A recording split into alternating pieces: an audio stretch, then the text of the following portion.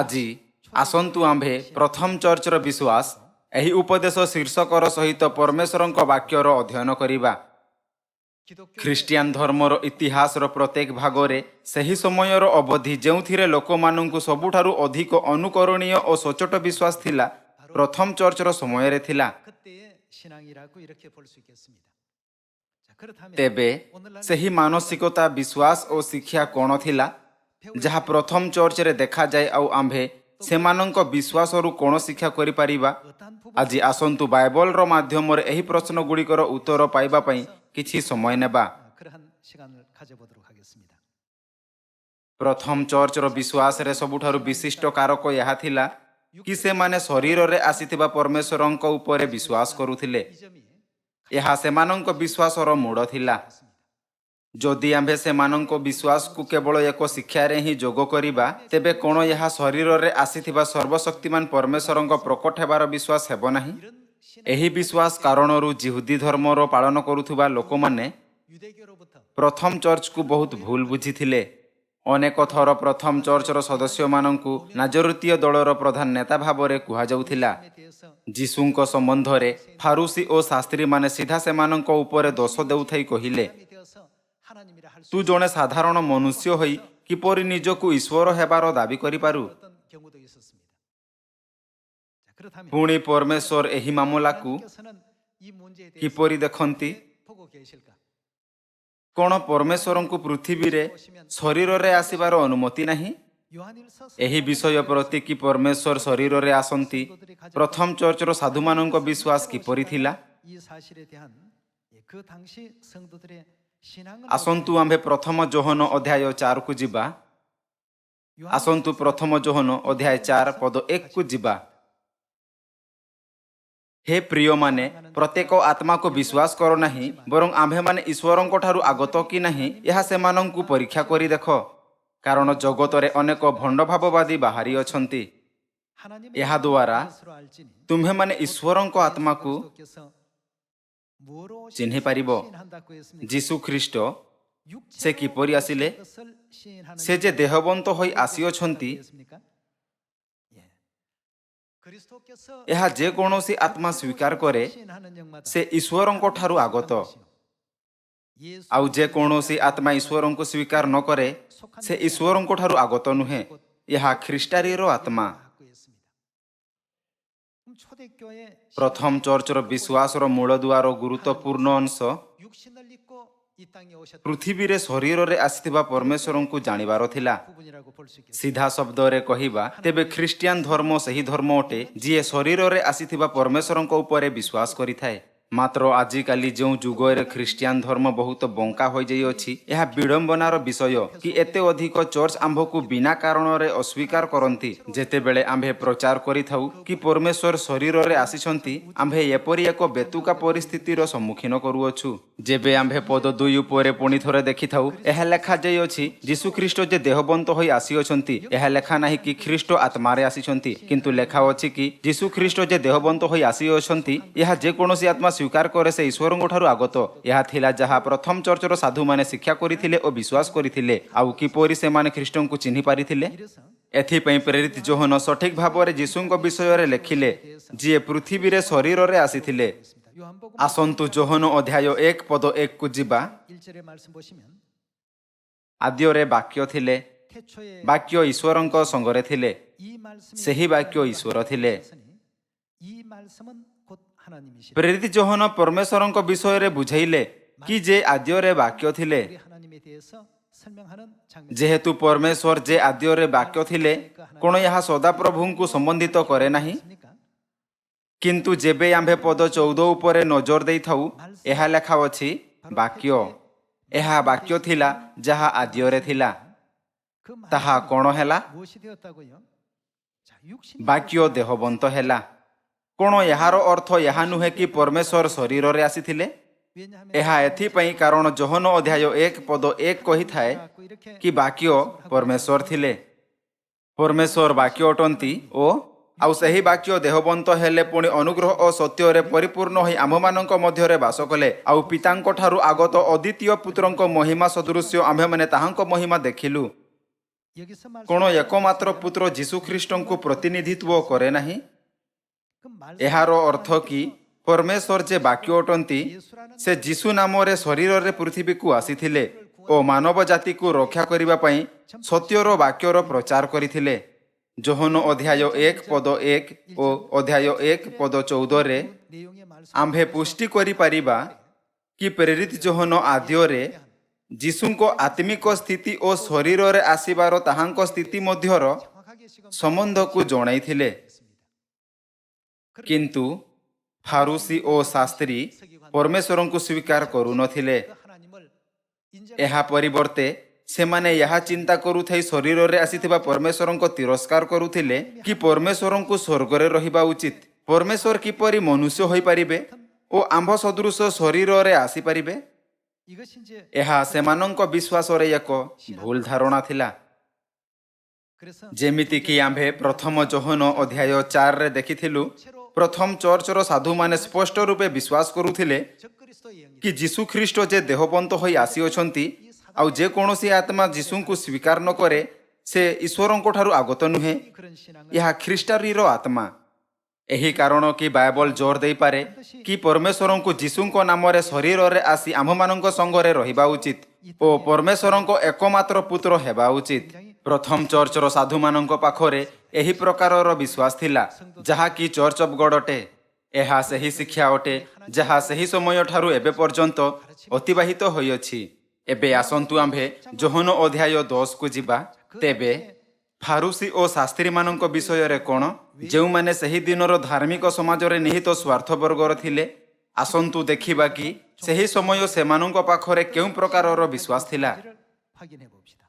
आसंतु Johan अध्याय 10 पद 30 उपरे एक नजर देबा। मु ओ पिता एक। जिहुदी माने ताहांकु फोपाड़िबा निमंते आउ थरे पत्थर आनिले। जीशु सेमानंकु उत्तर देले, मो पितांको ठारु अनेक उत्तम कर्म तुम्हमानंकु देखाई अछि। सही सबु कर्म मध्यरु केउ कर्म निमंते मते पत्थर फोपाडु अछ? जिहुदी माने ताहांकु उत्तर देले, उत्तम कर्म निमंते आम्भे माने तोते पत्थर फोपाडु नाहु। किंतु से माने ताहांको उपरे केउ दोष देले? ईश्वर निंदा निमंते, पुणी तू मनुष्य होई आपणाकु ईश्वर बोलाउथिबारु। जेबे जीशु कहिले, मु ओ पिता एक, एहार अर्थ कि से परमेश्वर अटंती। जेबे जिहुदी माने यहा सुनिले, तेबे से माने जीशुंकु फोफाड़िबा निमंते पत्थर आनिले। धार्मिक नेता जेउ माने सही दिनरे धार्मिक समाज रे निहित स्वार्थ वर्गर थिले, से माने जीशुंको वाक्य को निंदात्मक भावी कहिले कि जने साधारण मनुष्य परमेश्वर हेबार दाबी करिथाए। यह विपरीत चर्च ऑफ गॉड को यह दृढ़ विश्वास थिला कि निश्चित रूपे परमेश्वर को शरीर रे आसीबा उचित एवं आम्भमानंक मध्य रे वास करिबा उचित। यह प्रथम चर्चर विश्वास थिला। जेबे आम्भे प्रथम चर्चर साधु मानंक विश्वास उपरे नजर देई थाउ, तेबे आजिर चर्च ऑफ गॉड रो सदस्य मानंक विश्वास ठारु कोनोसी पार्थक्य नाही। एही समय मध्य प्रथम चर्चर विश्वास आम्भमानंक चर्च ऑफ गॉड रो सहित जारी रही थाए। जीशु स्पष्ट रूपे कहिले, मु ओ पिता एक। एही कारणरु जिहुदी माने जीशुंको वाक्यर यहा कहूथाई निंदा कले, तू जने साधारण व्यक्ति किपरि ईश्वर हेबार दाबी करि पारु आउ ताहांको उपरे फोफाड़िबा निमंते पत्थर आनिले। एही घटना 2000 वर्ष पूर्वे इस्राएल रे होइथिला। 2000 वर्ष पूर्वे होइथिबा स्थिति एबे यही जुगरे मध्य हेउअछि। परमेश्वर मानव जाति को रक्षा करिबा पई आत्मा और कन्यांक रूपे शरीर धारण करी एही पृथ्वी को आसिले आउ आंभ को आपणा कळ को डाकुछंती। किंतु निंदा करुथुबा लोक परमेश्वरंक लोक मानंकु ताहांक पाखकु जिबारे अटकाउछंती। जेउ प्रकार लोक माने 2000 वर्ष पूर्वे जीशुंक द्वारा करा जायथिबा परित्राणर कार्य को निंदा करिथिले, एही जुगरे लोक माने एलोहिम परमेश्वरंकु निंदा करंती, जे आत्मा और कन्यांक रूपे एही पृथ्वी रे आसीछंती।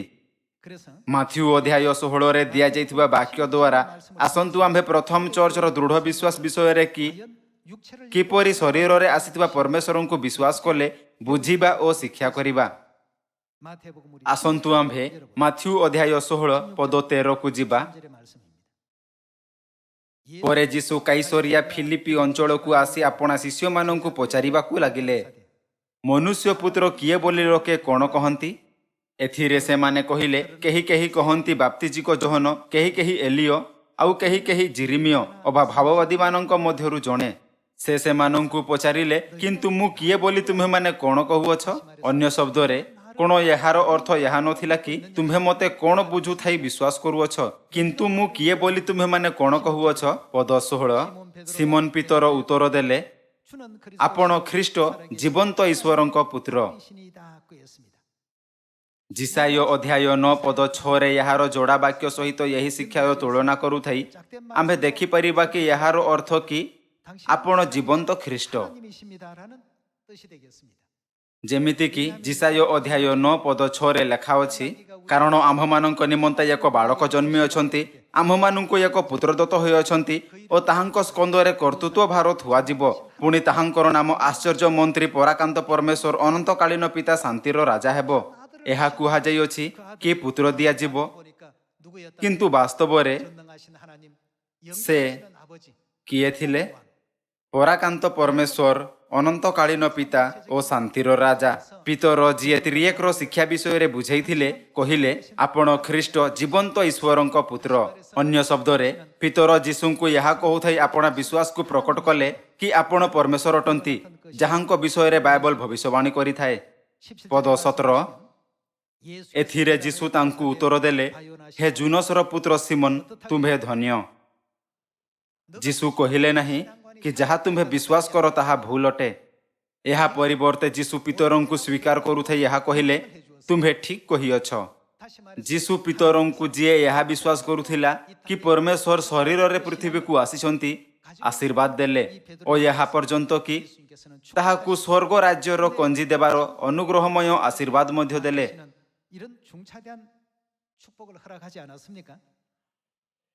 पद 17 एथिरे जीशु तांकु उत्तर देले हे जुनसर पुत्र सिमोन तुम्हे धन्य कारण मनुष्य तुम्भ निकट रे यहा प्रकाश करी नहीं बरं मोहर स्वर्गस्थ पिता प्रकाश करी अछंती आउ मु मध्य तुम्भकु कहूअछि तुम्हे पितर पुणी यही पथर उपरे मु आपण मंडली तोलिबी आउ नरकर बड़ ताहाकु पराजित करिबो नाही मु तुम्भकु स्वर्ग राज्यर कंजी देबी आउ तुम्भे पृथ्वी रे जहा किछि बंद करिबो स्वर्ग रे ताहा बंद रहिबो पुणी पृथ्वी रे जहा किछि मुक्त करिबो स्वर्ग रे ताहा मुक्त रहिबो एही प्रकारे जीशु प्रथम चर्चर साधु मानंकु सीधा शरीर रे आसीथिबा परमेश्वरंको उपरे विश्वास करिबा पई शिक्षा कले एहार फल स्वरूप एही विश्वास सेमानंको विश्वासर मूळ हेला एही जुगरे मध्य ख्रिस्टियन धर्म एक एपरी धर्म अटे जहा शरीर रे आसीथिबा परमेश्वरंकु विश्वास करे कोण एथिपई ख्रिस्टियन माने कहंती नाही कि से माने जीशुंको उपरे विश्वास करंती जीशुंको उपरे विश्वास करिबार अर्थ एही तथ्य उपरे विश्वास करिबा अटे कि परमेश्वर मनुष्यंको रूपे शरीर धारण करी एही पृथ्वी रे आसीचंती एथिपई जीशु पितर ओ समस्त प्रथम चर्चर साधु मानंकु यहा कहूथाई आशीर्वाद देले जेउ माने मानंती नहीं कि जीशु ख्रीष्ट जे देहबंत होई आसी अछंती यहा ख्रीष्टारीर आत्मा अन्य शब्द रे कोण यहा स्पष्ट कहे नहीं कि जेउ माने यहा मानुथिले कि परमेश्वर शरीर रे पृथ्वी रे आसीथिले सही लोक माने थिले जेउ माने विश्वासर सठिक पथरे चालुथिले प्रथम जोहन अध्याय 1 रो पद 14 रे प्रेरित जोहन शरीर रे आसीथिबा परमेश्वरंको उपरे आपणा विश्वासर साक्ष्य देले प्रेरित पितर जीशुंको प्रति आपणा विश्वास को स्पष्ट रूपे स्वीकार करुथाई कहिले आपण ख्रीष्ट जीवंत ईश्वरंको पुत्र जे देहबंत होई आसीचंती परवर्ती आसंतु आम्भे नूतन नियम रे फिलिपियो अध्याय 2 को खोलुथाई देखिबा कि प्रेरित पौल किपरि शरीर रे आसीथिबा परमेश्वरंको विषय रे साक्ष्य देइथिले आम्भे पुष्टि कलु जे प्रथम चर्चर साधु मानंको पाखरे यही प्रकारर विश्वास थिला आउ आम्भे परिशेष रे अनुभव करि परिबा कि ताहा ही उद्धार प्राप्त योग्य विश्वास अटे आसंतु फिलिपियो अध्याय 2 पद 5 देखिबा ख्रीष्ट जीशुंकर जेपरि मन थिला तुम्हमानंकर सही परि मन हेउ से किए अटंती से ईश्वर रूपी अटंती से परमेश्वरंको स्वरूप रे थिले कोण यार अर्थ यहा नुहे कि से परमेश्वर थिले परमेश्वर कोण परिधान करिथिले जेबे से पृथ्वी रे आसीथिले से शरीर धारण करथिले ओ यीशुଙ୍କ नामरे यही पृथ्वी को आसीथिले। एठारे यहा ओटे जहार प्रेरित पाउल साक्ष्य देउथिले। ख्रीष्ट यीशुଙ୍କର ଯେପରି ମନ ଥିଲା ତୁମମାନଙ୍କର ସେହିପରି ମନ ହେଉ। ସେ ଈଶ୍ୱର ରୂପୀ ହେଲେ ହେଁ ଈଶ୍ୱରଙ୍କ ସହିତ ସମାନ ହୋଇ ରହିବା ନିଜ ନିମନ୍ତେ ଧରି ରଖିବାର ବିଷୟ ମନେ କଲେ ନାହିଁ, କିନ୍ତୁ ମନୁଷ୍ୟ ସଦୃଶ୍ୟ ହୋଇ ଦାସ ରୂପ ଧାରଣ କରି ଆପଣାକୁ ଶୂନ୍ୟ କଲେ। ପୁଣି ମନୁଷ୍ୟ ଭାବରେ ଦେଖାଯାଇ ମୃତ୍ୟୁ ପର୍ଯ୍ୟନ୍ତ, ହଁ କ୍ରୁଶୀୟ ମୃତ୍ୟୁ ପର୍ଯ୍ୟନ୍ତ ଆଜ୍ଞାବହ ହୋଇ ଆପଣାକୁ ଅବନତ କଲେ। ସେ କିଏ ଥିଲେ ଯିଏ ଫିଲିପିୟ ପୁସ୍ତକରେ ଏହା ଲେଖିଥିଲେ? ସେ ପ୍ରେରିତ ପାଉଲ ଥିଲେ। ପ୍ରେରିତ ପାଉଲ ବିଶ୍ୱାସ କରୁଥିଲା କି ପରମେଶ୍ୱର ଶରୀର ଧାରଣ କରି ପୃଥିବୀରେ ଆସିଥିଲେ। ପିତର ମଧ୍ୟ ବିଶ୍ୱାସ କରୁଥିଲା କି ପରମେଶ୍ୱର ଶରୀର ଧାରଣ କରି ପୃଥିବୀରେ ଆସିଥିଲେ। ପ୍ରେରିତ ଯୋହନଙ୍କ ପାଖରେ ପ୍ରଥମ ଯୋହନ ଅଧ୍ୟାୟ 1 ପଦ 1 ଓ ପଦ 14ରେ ଲେଖାଥିଲା, ଏକ ମହାନ ବିଶ୍ୱାସ ଥିଲା ଯେପରି ସେମାନଙ୍କ ପାଖରେ ଥିଲା। ତେବେ କ'ଣ ଏମାନେ ସେହି ଲୋକ ଅଟନ୍ତି ଯେଉଁମାନେ ପରିତ୍ରାଣ ପାଇଲେ ଅବା ନାହିଁ? ବାସ୍ତବରେ ସମସ୍ତ ଲୋକ ଯେଉଁମାନେ ଶରୀରରେ ଆସିଥିବା ପରମେଶ୍ୱରଙ୍କ ଉପରେ ବିଶ୍ୱାସ କରିଥିଲେ ସେମାନେ ପରିତ୍ରାଣ ପାଇବାରେ ସକ୍ଷମ ଥିଲେ। ବାଇବଲ ସ୍ପଷ୍ଟ ରୂପେ ଆମ୍ଭମାନଙ୍କୁ ଜାଣିବାକୁ ଦେଇଥାଏ କି ଯେଉଁମାନଙ୍କଠାରେ ଏପରି ବିଶ୍ୱାସ ନଥିଲା ସେମାନେ ଅଟନ୍ତି ଯେଉଁମାନେ ଖ୍ରୀଷ୍ଟାରୀର ଆତ୍ମାକୁ ସ୍ୱୀକାର କଲେ। ଏହି ଯୁଗରେ ଯେବେ ଆମ୍ଭେ ଲୋକମାନଙ୍କୁ ଏହା ଜାଣିବାକୁ ଦେଇଥାଉ କି ପରମେଶ୍ୱର ଶରୀରରେ ପୃଥିବୀକୁ ଆସିଛନ୍ତି, ସେମାନେ ଏପରି ଉତ୍ତର ଦିଅନ୍ତି, କ'ଣ ତାହା ସମ୍ଭବ ଅଟେ? କ'ଣ ତାହା ଅଜବ ଧର୍ମ ନୁହେଁ? କିନ୍ତୁ ପ୍ରକୃତ ବିଶ୍ୱାସ ଯାହାର ବାଇବଲ ସାକ୍ଷ୍ୟ ଦିଏ ତାହା ଏହି ସତ୍ୟ ଉପରେ ବିଶ୍ୱାସ କରିବା ଅଟେ କି ପରମେଶ୍ୱର ଶରୀରରେ ଆସିଥିଲେ। ଆମ୍ଭେ ସମସ୍ତଙ୍କୁ ଏହା ବୁଝିବା ଉଚିତ କି ଏହା ଖ୍ରୀଷ୍ଟିଆନ ଧର୍ମର ମୂଳ ବିଶ୍ୱାସ ମଧ୍ୟରୁ ଗୋଟିଏ ଅଟେ। ସିଓନର ସନ୍ତାନଙ୍କ ରୂପେ ଆମ୍ଭକୁ ଏହା ଭାବୁଥାଇ ସଠିକ ଭାବରେ ଏହି ଯୁଗର ସ୍ଥିତିକୁ ବୁଝିବା ଉଚିତ କି ପିତରଙ୍କ ପାଖରେ ଏପରି ବିଶ୍ୱାସ ଥିଲା, ପାଉଲଙ୍କ ପାଖରେ ଏପରି ବିଶ୍ୱାସ ଥିଲା, ଯୋହନଙ୍କ ପାଖରେ ମଧ୍ୟ ଏକ ସମାନ ବିଶ୍ୱାସ ଥିଲା।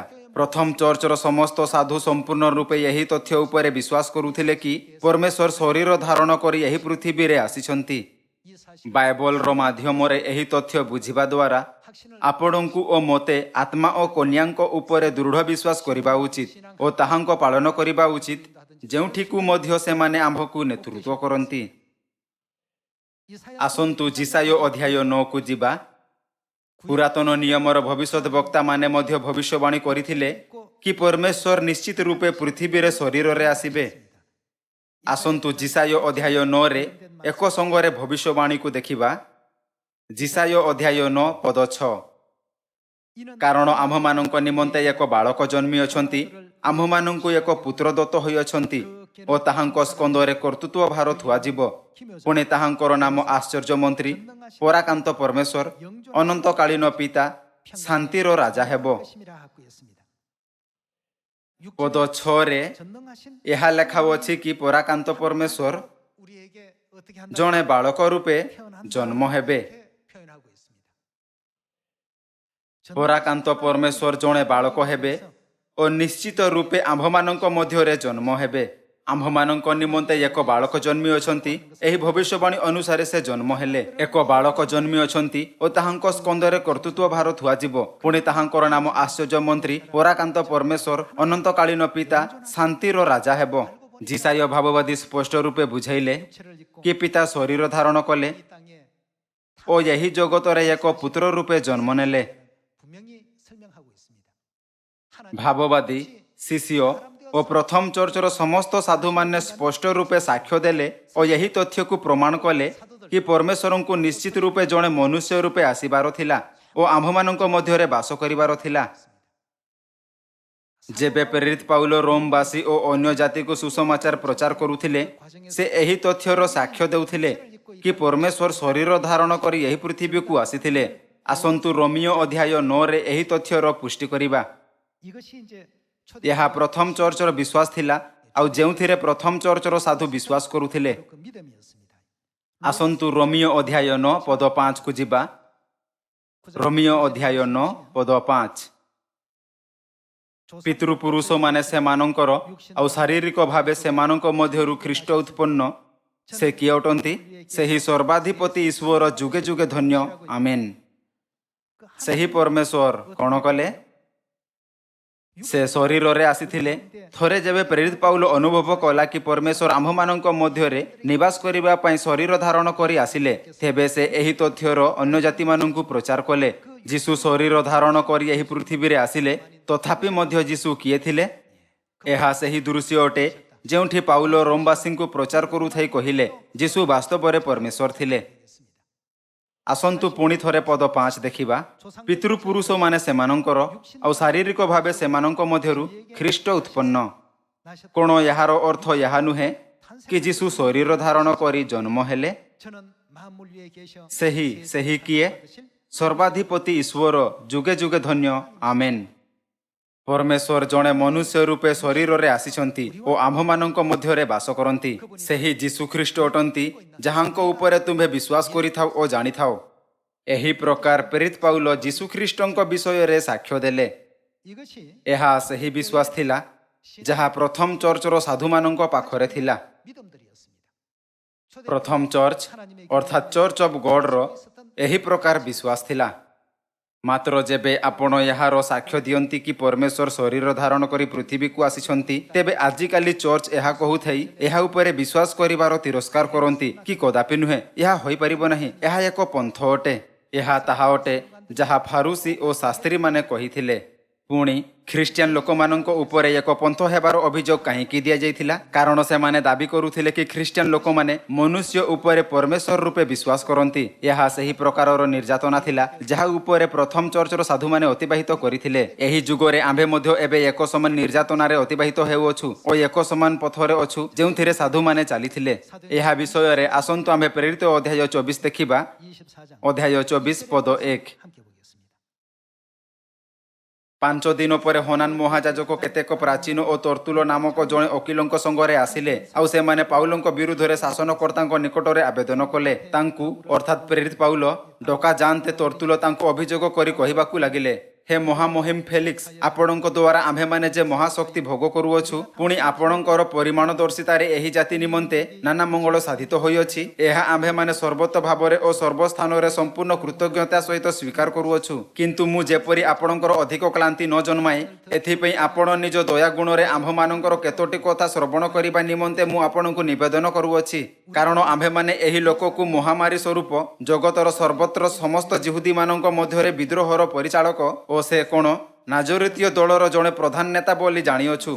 एठारे से माने नाजरीतीय दलर जड़े प्रधान नेता बोली काहाकु संदर्भ कले से माने जीसुंक उपरे नाजरीतीय दलर जड़े प्रधान नेता बोली दोष देले से माने एपरि काहेकि कले जोहन अध्याय 10 रे दिया जाइथिबा घटना उपरे प्रतिबिंबित करुथाई आम्भे देखि परिबा कि से माने किपरि जीसुंक निंदा कले ओ ताहांक उपरे पत्थर उठाउथाई कहिले तू मनुष्य होई आपणाकु ईश्वर बोलाउथिबारु फारूसी ओ साधुकी जीसु ओ प्रथम चर्चर समस्त साधु मानंकु विधर्मी रूपे संदर्भ कले कारण से मानंको शिक्षा मध्यरु यहा मध्य शिक्षा थिला जेउ माने शरीर रे आसीथिबा परमेश्वरंक उपरे विश्वास करंती।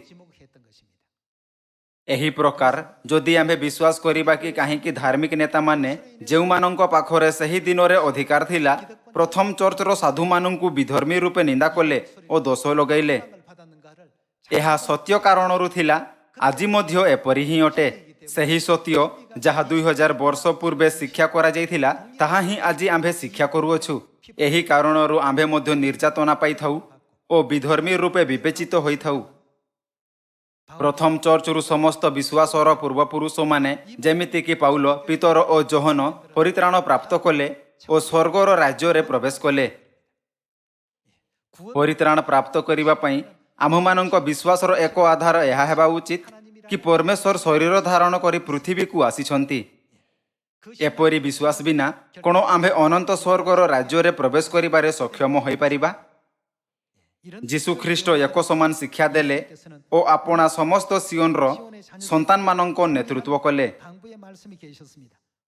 आसंतु आम्भे माथ्यू अध्याय 11 उपरे एक नजर देबा अध्याय 11 रो पद 2 ଏଥିମଧ୍ୟରେ ଜୋହନ ଖ୍ରୀଷ୍ଟଙ୍କ କର୍ମର ବିବରଣ କାରାଗାରରେ ଶୁଣି ଆପଣା ଶିଷ୍ୟମାନଙ୍କ ଦ୍ୱାରା ତାହାଙ୍କୁ ପଚାରି ପଠାଇଲେ, ଯାହାଙ୍କର ଆଗମନ ହେବ ସେହି ବ୍ୟକ୍ତି କି ଆପଣ, ଅବା ଆମ୍ଭେମାନେ ଅନ୍ୟ ଜଣଙ୍କ ଅପେକ୍ଷାରେ ରହିବୁ? ଯୀଶୁ ସେମାନଙ୍କୁ ଉତ୍ତର ଦେଲେ, ତୁମ୍ଭେମାନେ ଯେ ଯାହା ଯାହା ଶୁଣୁଅଛ ଓ ଦେଖୁଅଛ ସେହି ସବୁ ଜୋହନଙ୍କୁ ଜଣାଅ। ଅନ୍ଧମାନେ ଦୃଷ୍ଟି ପାଆନ୍ତି, ଖଞ୍ଜମାନେ ଗମନ କରନ୍ତି, କୁଷ୍ଠୀମାନେ ଶୁଚି ହୁଅନ୍ତି, ବଧିରମାନେ ଶ୍ରବଣ କରନ୍ତି, ମୃତମାନେ ଉତ୍ଥାପିତ ହୁଅନ୍ତି, ପୁଣି ଦରିଦ୍ରମାନଙ୍କ ନିକଟରେ ସୁସମାଚାର ପ୍ରଚାରିତ ହୁଏ। ଆଉ କାହାକୁ ଧନ୍ୟ କୁହାଯାଇଅଛି?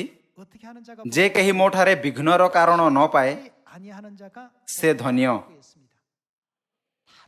ଅର୍ଥାତ୍ କେବଳ ମୋ ବାହାରୀ ରୂପକୁ କେବଳ ଦେଖନ୍ତୁ ନାହିଁ, କିନ୍ତୁ ସେହି କାର୍ଯ୍ୟ ଉପରେ ନଜର ଦିଅନ୍ତୁ ଯାହା ମୁଁ ଭବିଷ୍ୟବାଣୀ ଅନୁସାରେ କରୁଅଛି। ଦେଖ ଓ ବୁଝ କି ସେ କିଏ ଯିଏ ସେହି କାର୍ଯ୍ୟକୁ ପରିଣାମ ଦେଉଅଛି, ଯିଏ କେବଳ ଖ୍ରୀଷ୍ଟ ଅବା ପରମେଶ୍ୱର ହିଁ କରିପାରେ। ଯୀଶୁ କହିଲେ, ଆଉ ଯେ କେହି ମୋ ଠାରେ ବିଘ୍ନର କାରଣ ନ ପାଏ ସେ ଧନ୍ୟ। ଯେମିତି ପ୍ରଥମ ଚର୍ଚ୍ଚର ସାଧୁମାନେ କରିଥିଲେ, ଏଥିପାଇଁ ଆମ୍ଭମାନଙ୍କ ପାଖରେ ଏହି ପ୍ରକାରର ଦୃଢ଼ ବିଶ୍ୱାସ ହେବା ଉଚିତ କି ପରମେଶ୍ୱର ଶରୀରରେ ଆସିଛନ୍ତି। ଯୀଶୁ ସ୍ପଷ୍ଟ ରୂପେ କହିଲେ, ମୁଁ ତୁମ୍ଭକୁ ସ୍ୱର୍ଗ ରାଜ୍ୟର କଞ୍ଜି ଦେବି। ସେହି ବହୁମୂଲ୍ୟ ପଥ କ'ଣ ଯାହା ଆମ୍ଭମାନଙ୍କୁ ସ୍ୱର୍ଗ ରାଜ୍ୟର କଞ୍ଜି ପ୍ରାପ୍ତ କରିବାରେ ସକ୍ଷମ କରିଥାଏ? ତାହା ଶରୀର ଧାରଣ କରି ଆସିଥିବା ପରମେଶ୍ୱରଙ୍କୁ ବିଶ୍ୱାସ କରିବାର ଅଟେ। କେବଳ ଯେବେ ଆମ୍ଭମାନଙ୍କ ପାଖରେ ଏପରି ବିଶ୍ୱାସ ହୋଇଥାଏ, ଯୀଶୁଙ୍କ ବାକ୍ୟ ଓ ଶିକ୍ଷାଗୁଡ଼ିକୁ ବହୁମୂଲ୍ୟ ମାନିପାରିବା। ନଚେତ୍ ଆମ୍ଭକୁ କୌଣସି ବହୁମୂଲ୍ୟ ଶିକ୍ଷା ଦିଆଯାଉନା କାହିଁକି, ଆମ୍ଭେ ସେଥିରେ ଧ୍ୟାନ ଦେବା ନାହିଁ। ଫାରୁସି ଓ ଶାସ୍ତ୍ରୀମାନେ ଯୀଶୁଙ୍କ ବାକ୍ୟରେ ଧ୍ୟାନ ଦେଇନଥିଲେ, କିନ୍ତୁ ପିତର, ଜୋହନ ଓ ପାଉଲ ଯେପରି ପ୍ରେରିତ ଯୀଶୁଙ୍କ ଦ୍ୱାରା କୁହାଯାଇଥିବା ପ୍ରତ୍ୟେକ ବାକ୍ୟକୁ ସମ୍ପୂର୍ଣ୍ଣ ମାନୁଥିଲେ। ଏବେ ଏହି ପ୍ରକାରର ବିଶ୍ୱାସର ସହିତ ଆସନ୍ତୁ ଆମ୍ଭେ ସମସ୍ତେ ପରିତ୍ରାଣର ଆନ୍ଦୋଳନରେ ଭାଗ ନେବା, ଯାହାର ପିତା ଓ ମାତା ସାରା ଦୁନିଆରେ କାର୍ଯ୍ୟ କରୁଛନ୍ତି। ପ୍ରାର୍ଥନା ଅବଧି ସମୟରେ ମୋତେ ଆଶା ଅଛି କି ସମସ୍ତ ଲୋକ ପଶ୍ଚାତାପର ସୁନ୍ଦର କାର୍ଯ୍ୟକୁ କରିବା ପାଇଁ ଯତ୍ନର ସହ ପ୍ରାର୍ଥନା କରିବେ। ଆସନ୍ତୁ ଆମ୍ଭେ ପ୍ରଥମ ଚର୍ଚ୍ଚର ସାଧୁମାନଙ୍କ ପରି ସମାନ ବିଶ୍ୱାସ ନେବା ଓ ଆତ୍ମା ଓ କନ୍ୟାଙ୍କ ପଥ ପ୍ରଦର୍ଶନର ଶେଷ ପର୍ଯ୍ୟନ୍ତ ପାଳନ କରିବା ଦ୍ୱାରା ଅନନ୍ତ ପରମେଶ୍ୱରଙ୍କ ରାଜ୍ୟରେ ପ୍ରବେଶ କରିବା। ଏହାଦ୍ୱାରା ମୁଁ ଆଜିର ଉପଦେଶ ସମାପ୍ତ କରିବାକୁ ଚାହିଁବି। ଆପଣଙ୍କ ବହୁତ ବହୁତ ଧନ୍ୟବାଦ।